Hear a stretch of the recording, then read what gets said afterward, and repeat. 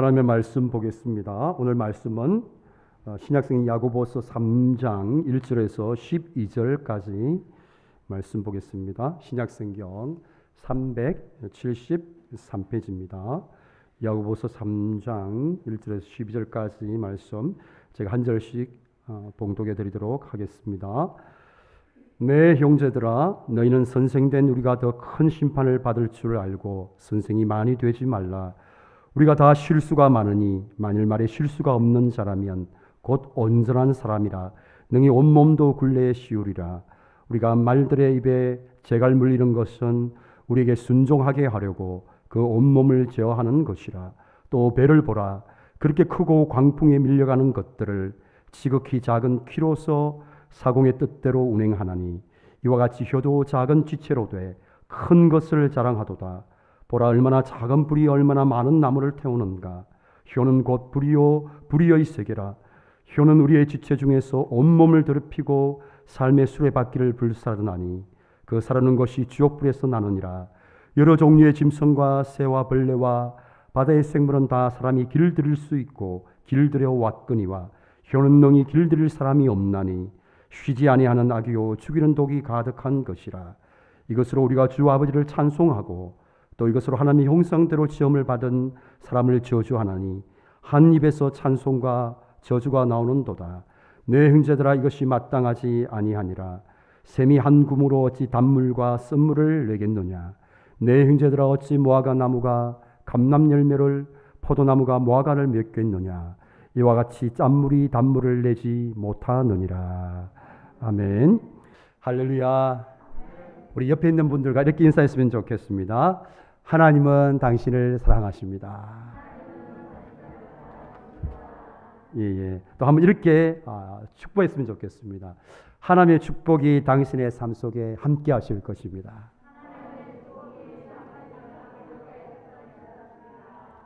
아멘. 우리가 살아가면서 돌이킬 수 없는 세 가지가 있다고 그래요. 들어보셨죠? 첫 번째는 흘러간 세월을 돌이킬 수가 없습니다. 저도 참 좋았을 때가 있었는데 어느새 거울을 보면 제 모습이 점점 낯설어져요. 자, 두 번째는 화를 뜨는 화살을 돌이킬 수가 없습니다. 또 하나 돌이킬 수 없는 게 있어요. 뭐가 있을까요? 우리 입에서 나온 말을 다시 돌이킬 수가 없습니다. 제가 설교를 준비하면서 말에 대한 글들을 인터넷에서 한번 찾아봤어요. 검색을 해봤는데 말과 관련된 내용들이 꽤 많다는 것을 제가 발견할 수 있었습니다. 그러니까 말과 관련된 내용들이 많은데요. 먼저 서양에서 이야기되는 내용들이 있습니다. 한번 들어보십시오. 말이 입힌 상처는 칼이 입힌 상처보다 더 깊다. 험담은 세 사람을 죽인다. 말하는 자, 험담의 대상자, 듣는 자이다. 말은 마음의 초상이다. 인간은 입이 하나, 귀가 둘이다. 말하기보다 듣기를 더 하라는 뜻이다. 내뱉는 말은 상대방의 가슴 속에 수십 년 동안 화살처럼 꼽혀 있다. 너무나 어떻게 그렇게 딱 맞는 말인지 모르겠어요. 이번엔 동양에서 사용되는 말이 있습니다. 말 한마디로 정량 빚을 갚는다. 온 말이 고하여 말이 씨가 된다. 그 외에도 많은데 어쨌든 동서양을 막론하고 말에 관련된 이런 교훈들, 속담들이 많이 있는 것들을 제가 보면서 우리 사회에서 얼마나 말이 중요한지를 보여주는 하나의 예라고 할 수가 있죠. 여러분, 이건 신앙에 있어서도 마찬가지예요. 우리 신앙에서도 말이 얼마나 중요한지 모릅니다. 오늘날 교회에서 일어나는 여러 문제의 원인을 가만히 보면 말의 실수로부터 시작되는 경우가 많습니다. 우리가 신앙생활을 하면서 하기 쉬운 실수가 바로 말에 대한 실수일 것입니다. 오늘 본문 1절의 시작을 이렇게 시작합니다. 내 형제들아, 너희는 선생된 우리가 더 큰 심판을 받을 줄 알고 선생이 많이 되지 말라. 그렇게 시작하고 있습니다. 이 말씀은 우리를 향해서 선생님이 되지 말라 그렇게 말씀하시는 내용이 아닙니다. 선생님 때문에 너무 힘들잖아요. 요즘은, 그죠? 학생의 인격이 있어가지고 학생들을 혼내키지도 못하잖아요. 때리지도 못하잖아요. 저희들 학교 다닐 때는 많이 맞았거든요. 뭐 맞는 게 일상이었습니다. 선생님마저도 부모님이 당연한 걸로 생각해요. 선생님 제발 우리 좀 아이들 좀 때려서라도 좀 사람 좀 만들어 주십시오. 이게 이제 우리 시대 때의 이야기였지만 지금은 그렇게 하면 큰일 납니다. 절대로 우리 부모님 그렇게 하시면 안 됩니다. 다 찍힙니다. 그리고 고발당합니다. 그래서 요즘 선생님 되는 게 너무 힘들잖아요. 그러니까 우리를 향해서 선생님 되지 말라 그렇게 말씀하시는 것일까요? 오늘 이 말씀은 우리를 향해서 선생님 많이 되지 말라는 이 말씀은 선생님이 되지 말라 여기에 초점이 있는 게 아니고 선생님은 원래 말을 많이 하는 역할을 하잖아요. 역할상. 말을 많이 하다 보면 뭐가 많을까요? 말의 실수도 많다는 거예요. 그래서 말의 실수가 많은 것에 초점이 있지 선생님이 되지 않는 것에 초점이 있는 게 아닙니다. 말의 실수가 많다는 것이 초점이에요. 그래서 오늘 야고보서는 우리가 말의 실수가 많다는 것을 인정하면서 성도는 말에 대해서도 하나님이 기뻐하시는 그런 말을 해야 된다라고 이야기를 하고 있습니다. 우리 2절 말씀 함께 읽도록 하겠습니다. 우리 다 함께 읽겠습니다. 우리가 다 실수가 많으니 말에 실수가 없는 사람이면 곧 온전한 사람이라 능히 온몸도 굴레시우리라. 우리가 실수가 많은데 뭐가 실수가 많다는 거예요? 말의 실수가 많다라는 거예요. 말의 실수가 많은데 그런데 여기 보니까 온전한이라는 단어가 나와요. 이 온전한이라는 단어는 사람에게도 사용되어지고 하나님께 예배를 드리는 제물에도 사용되는 단어입니다. 이 말의 의미가 뭔가 하면 흠이 없는 사람이라는 뜻이에요. 그러니까 우리가 말의 실수가 없는 사람이 흠이 없는 사람이다. 성경은 그렇게 보고 있는 거죠. 따라서 이 야고보는 성도인 우리에게 있어서 우리의 믿음이라는 것이 무엇을 통해서 드러난다는 거예요? 말을 통해서 드러난다는 거예요. 그러니까 우리의 믿음의 수준이 실제로 삶 속에서 우리가 어떤 말을 사용하고 어떤 말을 하지 않는가 그것을 보면 우리의 믿음의 수준, 우리의 신앙의 수준을 알 수 있다라는 거죠. 그래서 야고보는 성도인 우리가 듣는 대로 모두 다 말하지 않고 또 자기 기분 내키는 대로 자기 감정대로 말하지 않고 말을 다스려야 된다. 그렇게 우리를 향해서 말씀하고 있는 것입니다. 자, 우리 옆 사람과 이렇게 한번 이야기하겠습니다.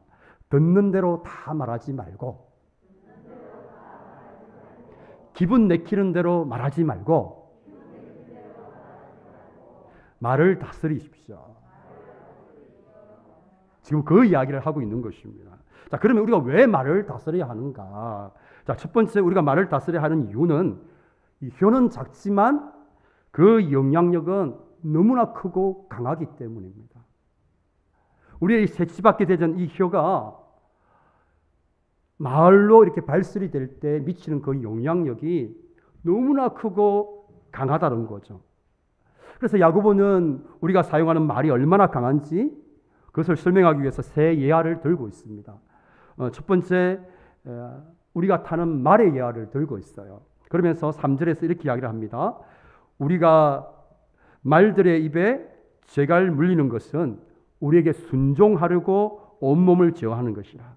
우리가 타는 말을 한번 생각해 보십시오. 말이 얼마나 힘이 강합니까? 근데 이 힘이 강한 말을 무엇을 통해서 조정합니까?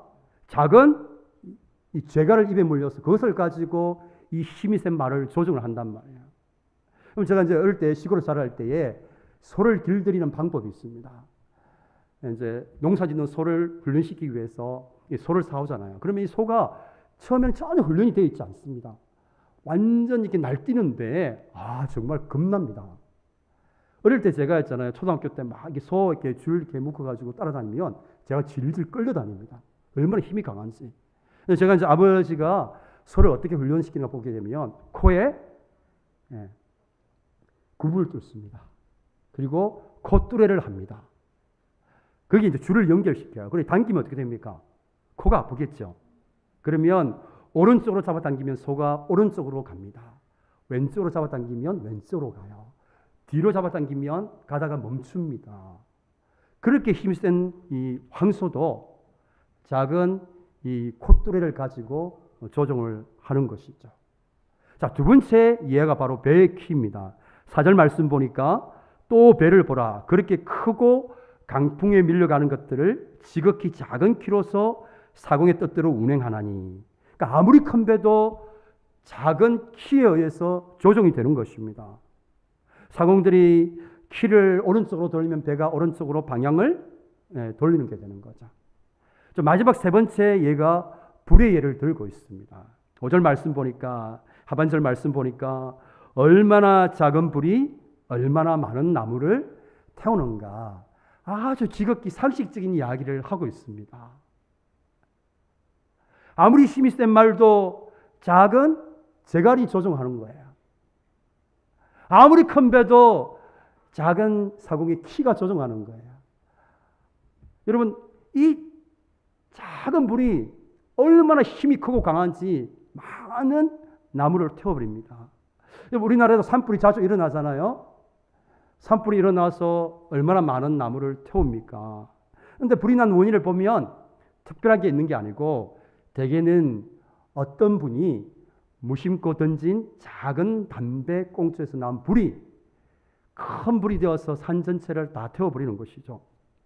그럼 이 세 가지 예화를 통해서 야고보 서다가 우리에게 말해주고자 하는 요점이 뭐겠습니까?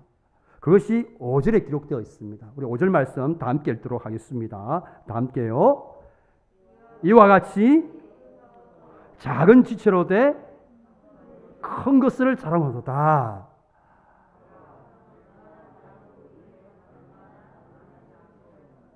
아멘.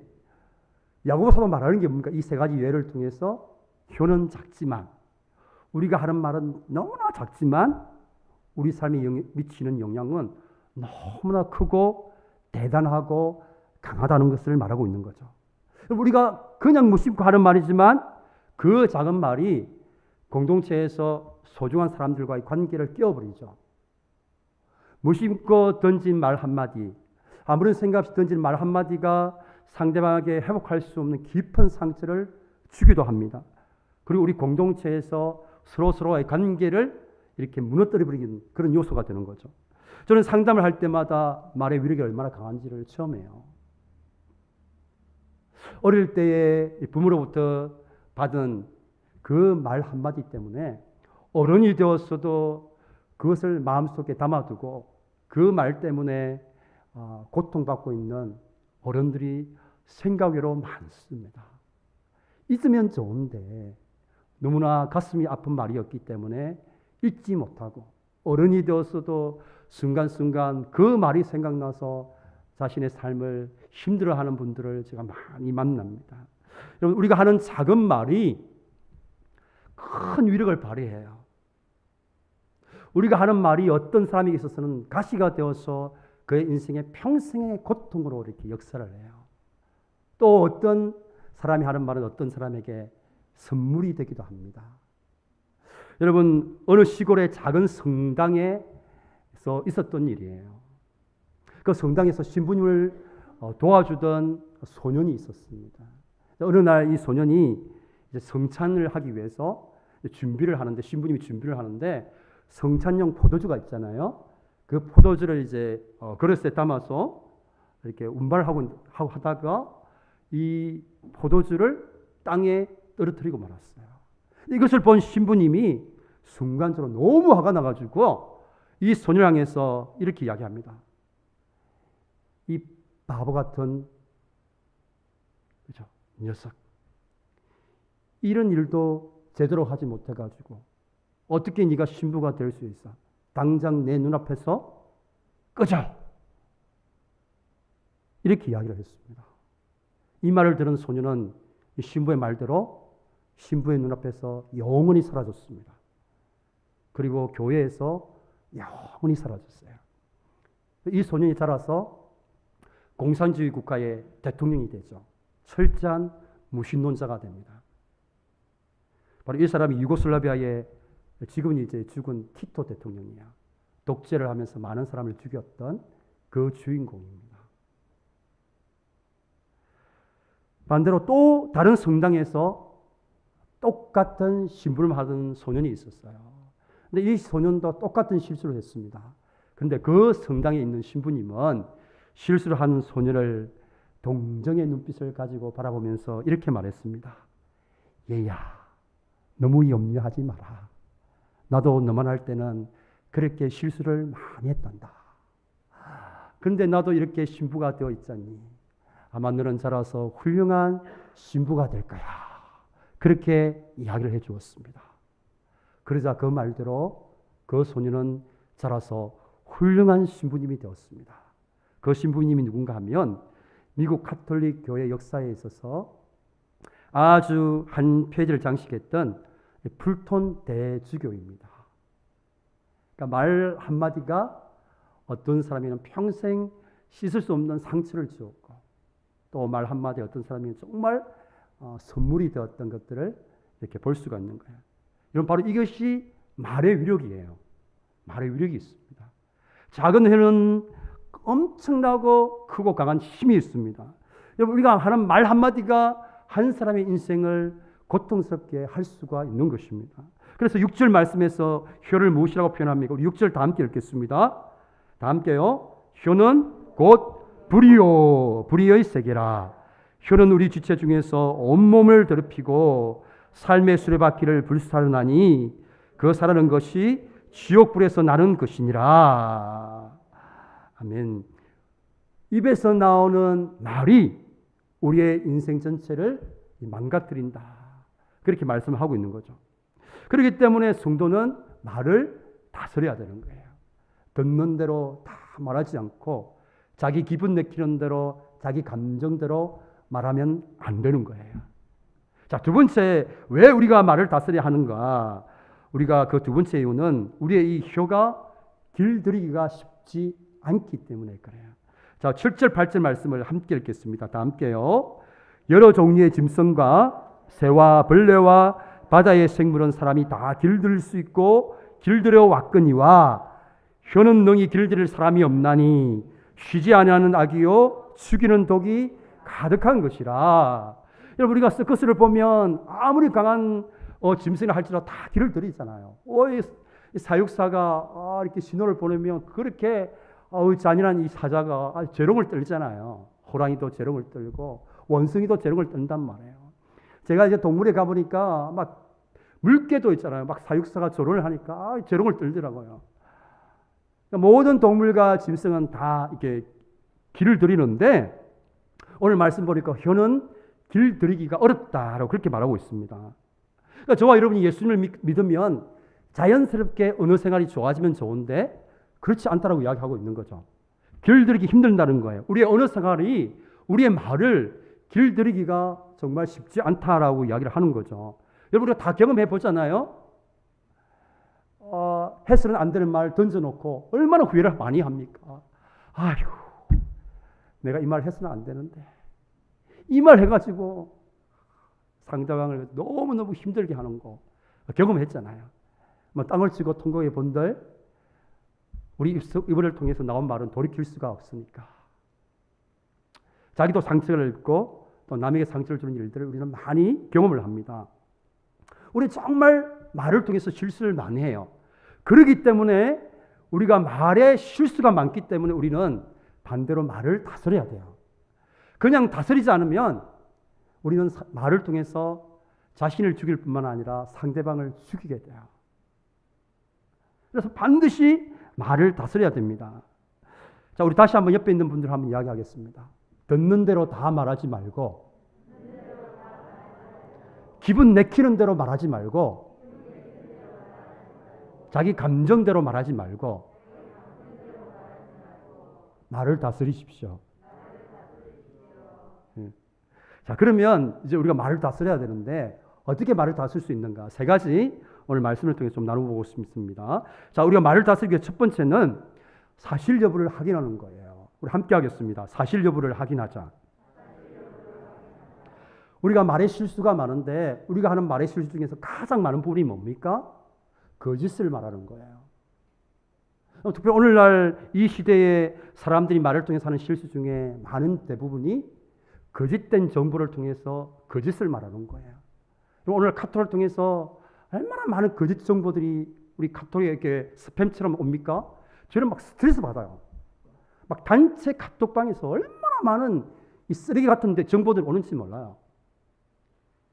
막 사실도 아닌데 거짓된 정보를 이 단체 카톡방에 특히 막 탁탁 오면 이게 제가 빠지면 다시 초청을 하더라고요. 얼마나 스트레스를 받는지. 자유가 없어요. 자유가 제가. 뻔히 보면 이거 거짓말인데 확인하지 않고 그 거짓된 정보를 가지고 거짓을 말하는 거예요. 여러분, 이것은 하나님이 가장 싫어하시는 행위입니다. 거짓말을 가지고 이웃에 대해서 말하는 거짓된 증언을 하나님께서 가장 싫어하십니다.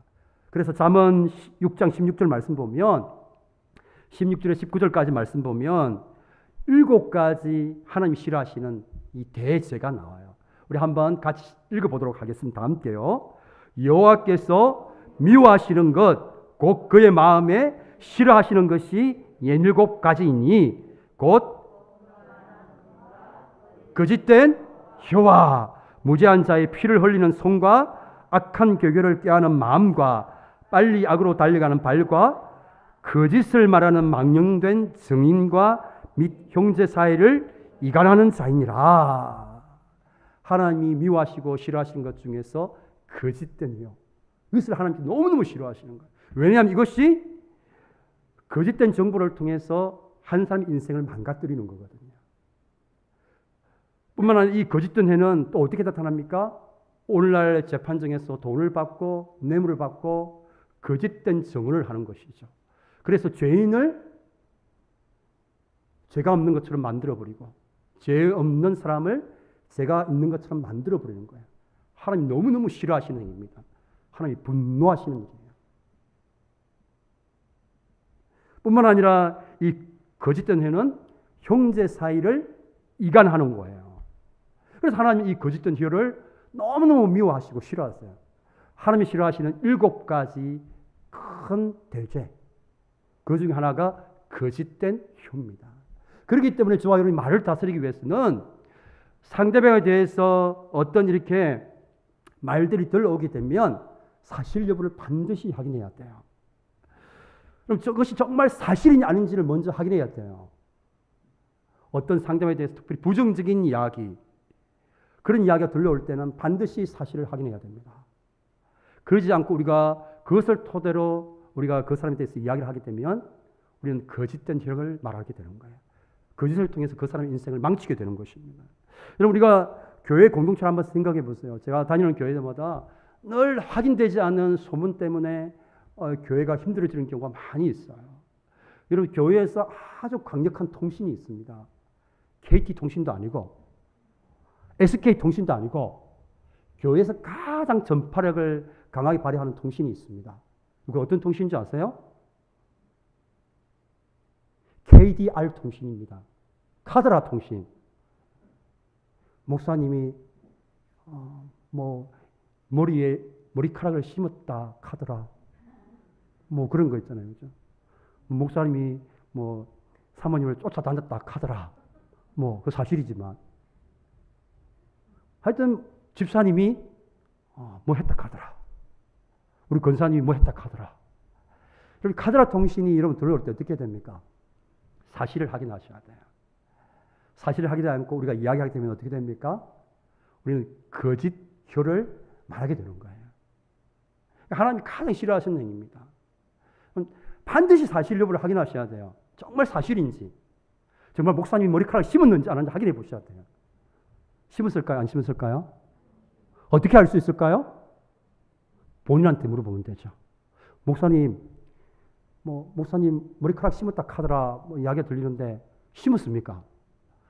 저한테 확인도 안 하고 막 옆에 있는 우리 권사님사가 권사님, 목사님 머리카락 심었다 카던데 맞습니까? 권사님이 어떻게 합니까? 본인이 알죠, 본인이. 확인을 하셔야 돼요, 확인을.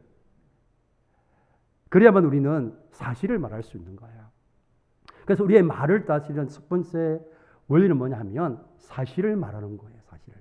그리스도인은 거짓을 말해서는 안 됩니다. 다른 사람에 대해서 말을 할 때도 거짓된 정의를 하면 안 돼요, 돌을 받고. 그럼 친하다고 해서 사실이 아닌 것을 이야기하면 안 됩니다.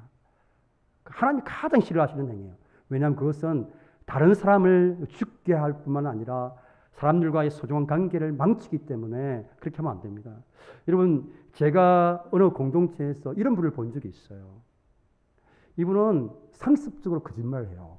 아무도 몰라요. 처음에는 얼마나 머리가 좋은지 다들 속아 넘어가요. 근데 이분의 특징이 뭔가 하면 A 집사님한테 가서는 B라고 이야기해요. 그리고 B 집사님 가서는 A라고 이야기해요. 무슨 말씀인지 아시겠죠? 이것을 심리학에서는 편집성 인격장애라고 그래요. 이것이 심해지면 편집성 문제를 가진 환자가 돼요. 거짓말을 이렇게 상습적으로 하게 되면 결국에는 편집성 인격장애가 오게 돼요. 하나님 가장 싫어하시는 거예요. 관계를 깨워버려요. 저한테 와가지고 있잖아요. 어떻게 이야기합니까? 저한테 와서는 막 좋다고 이야기해놓고 다른 사람한테 가서 막 싫다고 이야기해요. 두 사람의 관계를 깨워버립니다. 그리고 있지도 않은 일 이야기해요. 집사님, 세상에 집사님이 대해서 이렇게 이야기를 했어요. 그렇게 한 적이 없는데 이렇게 해서 관계를 깨워버리는 것이죠.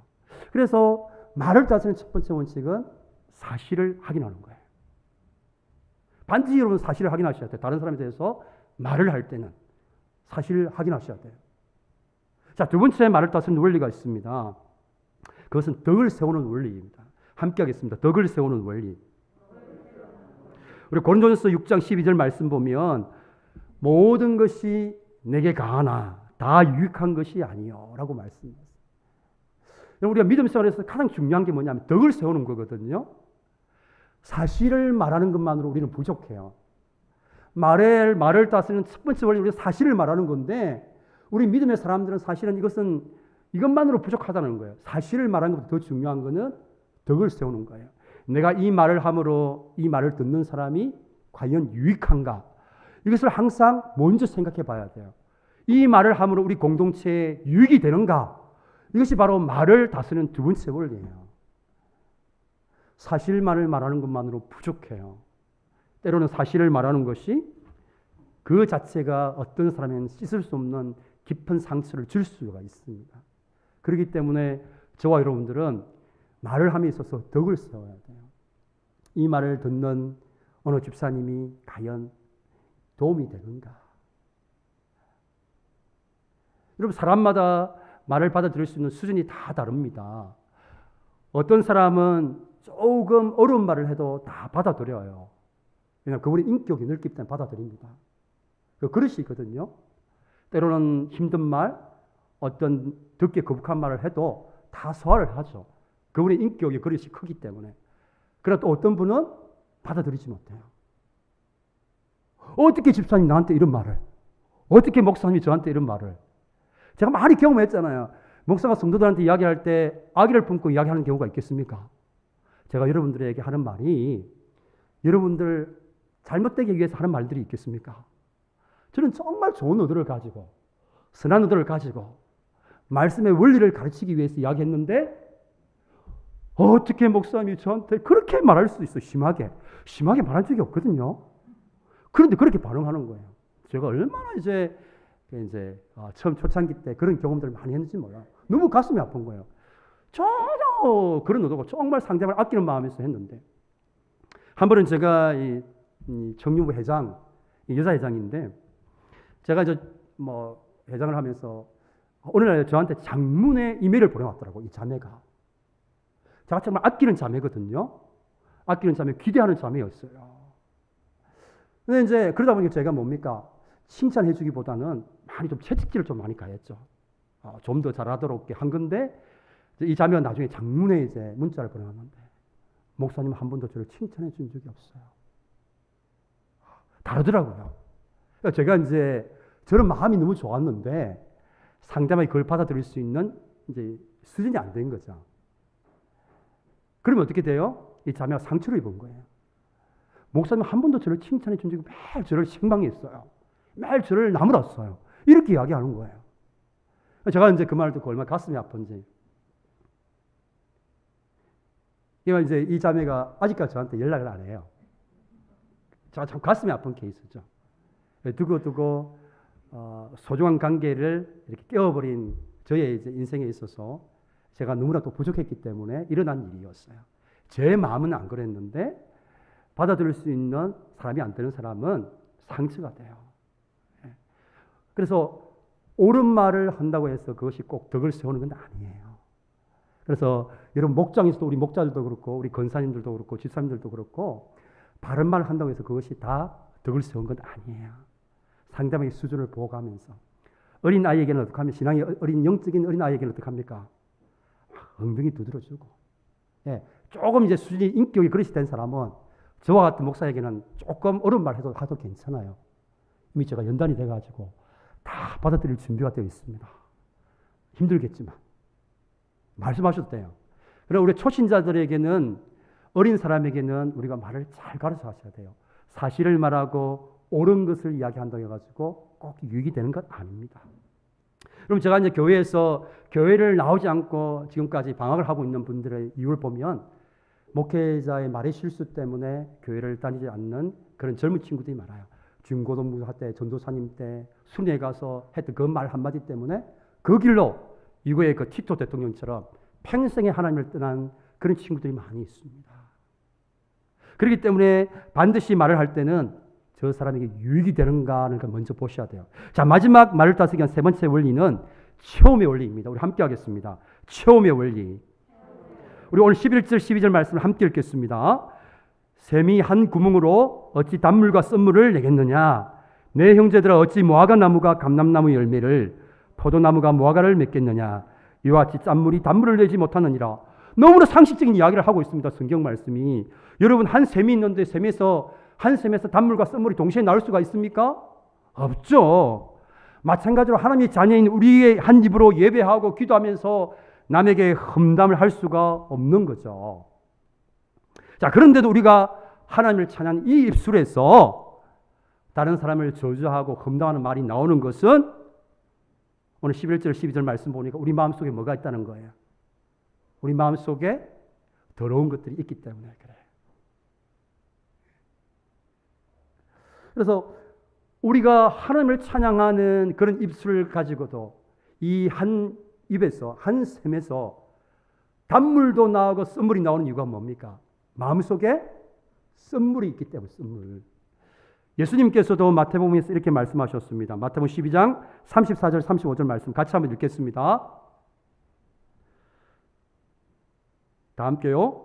독사의 자식들아 너희는 악하니 어떻게 선한 말을 할 수 있느냐? 이는 마음에 가득한 것을 입으로 말함이라. 선한 사람은 그 쌓은 선에서 선한 것을 내고 악한 사람은 그 쌓은 악에서 악한 것을 내느니라. 우리 마음속에 있는 것들이 우리 혀를 통해서 나온다는 거죠.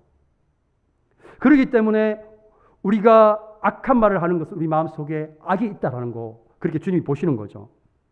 그래서 우리가 말에 실수가 많은데 말을 다스리기 위해서 어떤 분들은 가능하면 말을 많이 하지 마라. 뭐 이렇게 이야기하는 분이 계세요. 세상을 사는 지혜이기도 하죠. 나름대로 일리가 있어요. 또 불교에서는 묵은 수행을 하라 이렇게 되어 있습니다.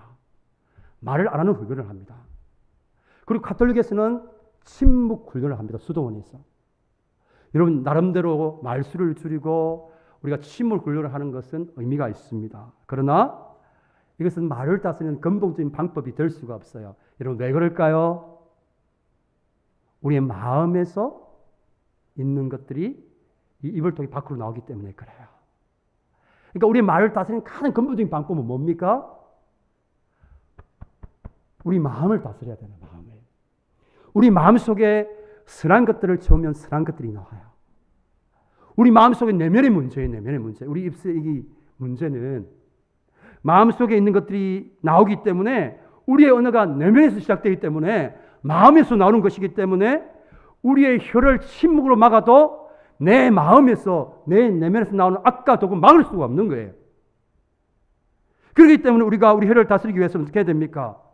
우리 마음을 우리의 내면을 선한 것으로 채우는 거예요. 그래서 이것을 알고 있었던 우리의 믿음의 선배들은 이런 고백을 하죠. 내가 주께 범죄하지 아니하려 하여 주의 말씀을 내 마음에 두었나이다. 주의 말씀을 내 마음에 두었나이다.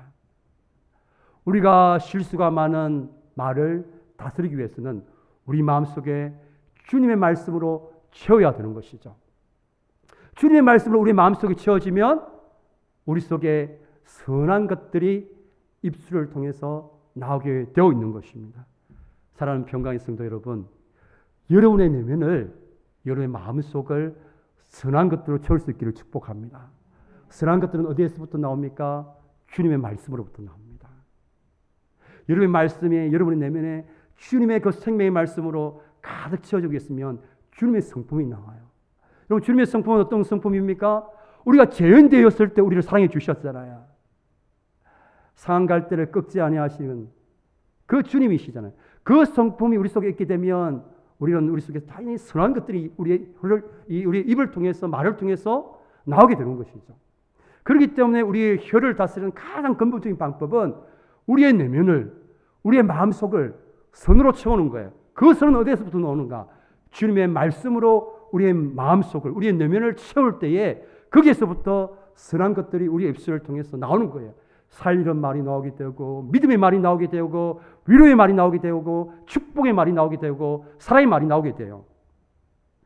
여러분, 우리의 혀는 다스리기가 쉽지 않아요. 그러나 성경 반드시 다스리라고 말씀하고 있습니다. 여러분, 우리가 듣는 대로 다 말하면 안 돼요. 어떻게 해야 됩니까? 말을 듣고 사실 여부를 확인하셔야죠. 듣는 대로 다 말하면 안 됩니다. 사실을 확인해야 돼요.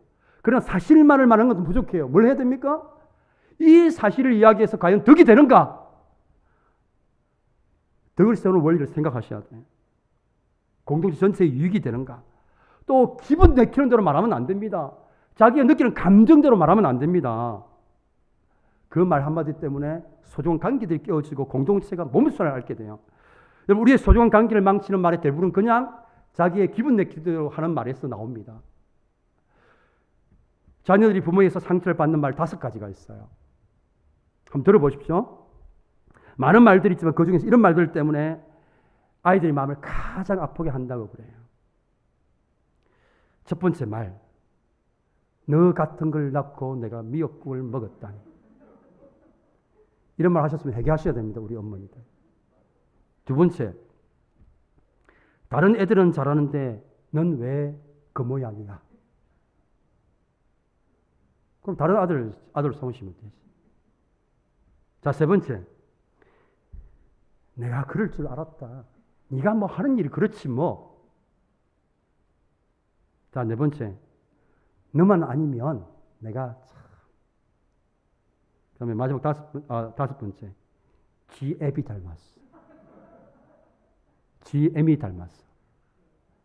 우리 자녀들이 가장 상처를 입는 말 5가지. 그럼 우리 집사님들 중에서 자녀에게 이런 말 하셨으면 하나님 앞에 회개하셔야 됩니다. 우리 자녀들만 상처를 입는 게 아니고 우리 부모님들도 상처를 입어요. 부모님들이 자녀들의 말을 통해서 입는 또 말이 5가지가 있어요. 첫 번째 말, 엄마는 이것도 몰라? 흥? 자, 두 번째, 도대체 아빠가 나한테 해준 게 뭐가 있어요? 세 번째, 엄마 아빠는 정말 말이 안 통해. 네 번째, 나는 엄마처럼 아빠처럼 살기 싫어. 다섯 번째, 충격적입니다. 이럴까 하면 마로 나를 낳았어? 기분 내키는 대로, 자기 감정대로 하면 상처를 입게 돼요. 사랑하는 우리 평강의 가정 여러분, 말을 다스릴 수 있기를 축복합니다. 여러분과 저의 말이 다른 사람들에게 가시가 아니라 선물이 되는 그런 말을 할 수 있기를 축복합니다. 그래서 누군가가 살아나고 우리 공동체가 세워지는 그런 입술의 열매를 맺는 축복이 저와 여러분 삶 가운데 있기를 주님의 이름으로 축원합니다. 우리 이 시간 한번 찬양했으면 좋겠습니다. 아버지 사랑 내가 노래해라는 찬양이 있는데, 우리 마음속에 하나님의 사랑이 가득 차 있으면 우리 입술을 통해서 사랑이 나와요.